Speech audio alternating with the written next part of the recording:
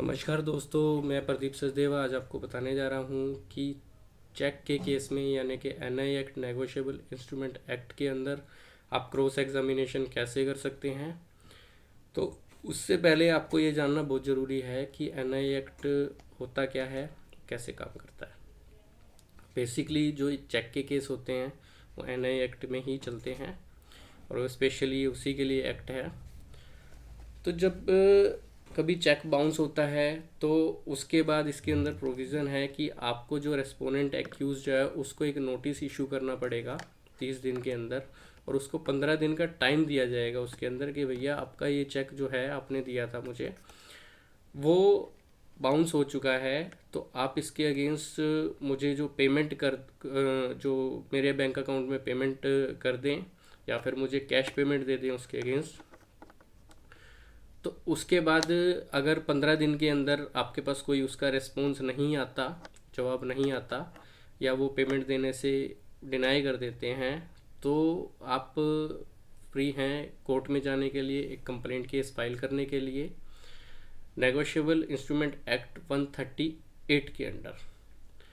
अगर आप 30 दिन के अंदर ये कर पाने में असफल रहते हैं या कोई कारण होता है कि आप 30 दिन के अंदर उसको नोटिस नहीं देते या केस फाइल नहीं करते,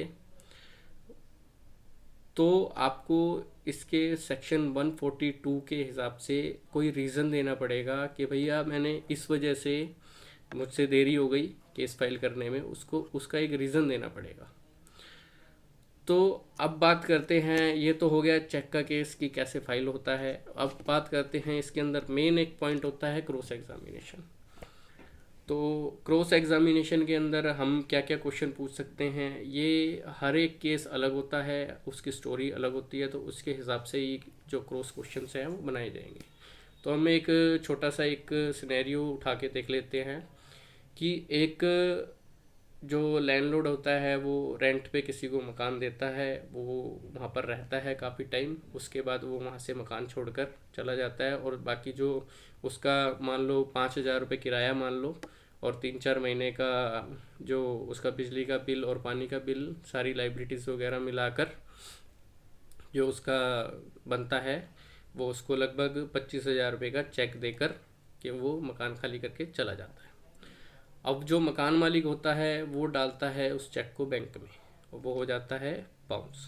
बाउंस होने के दो कारण हो सकते हैं, या तो टेक्निकल कोई एरर हो सकता है जैसे कि सिग्नेचर मैच नहीं हुए और सिग्नेचर डिफ़र, और या फिर कोई उसके अंदर करेक्शन हो चेक के अंदर, या तो फिर सफिशेंट बैलेंस ना हो।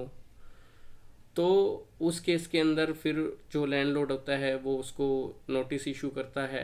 नोटिस का वो कहता है, जवाब देता है कि भैया मेरे तो इतनी देनदारी है ही नहीं, इतनी देनदारी नहीं है या कम है या जो भी है, वो उसको जवाब देता है। तो फिर अब रेस्पोनेंट जो होता है वो उसको केस को फाइट करने का मन बनाता है, वो केस जो लैंडलॉर्ड है वो डालेगा ही।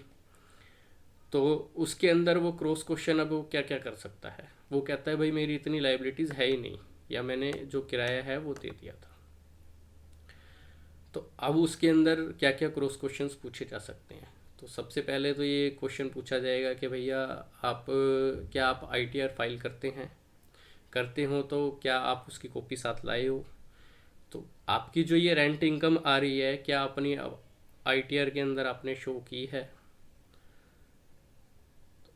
क्या जो ये मकान आपने रेंट पे दिया हुआ था ये आपका म्यूनिसिपल कॉरपोरेशन का से अप्रूव्ड है साइट प्लान इसका। तो अगर है तो उसकी आप डॉक्यूमेंट लाए हो।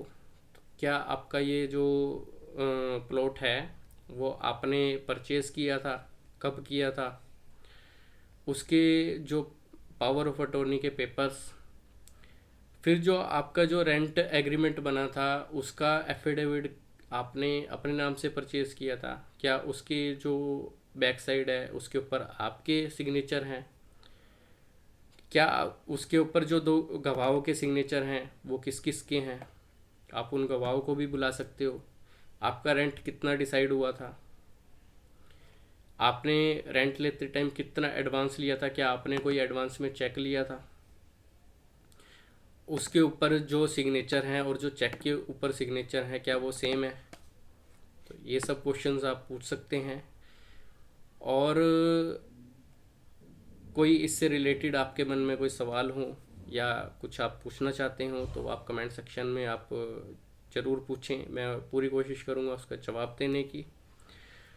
इसके बाद अगर आप जो बैंक क्लर्क है जिसने वो चेक बाउंस किया है उसको भी अगर आप बुलाना चाहो, जैसे कि इन केस कि आपके बैंक में सफिशेंट अमाउंट है और आपका वो लाइबिलिटीज़ हैं भी, देनदारी बनती भी है, तो चाहे वो कम है या ज़्यादा है, बैंक के क्लर्क को भी अगर आप बुलाना चाहो क्रॉस एग्जामिनेशन के लिए उसको भी बुला सकते हो।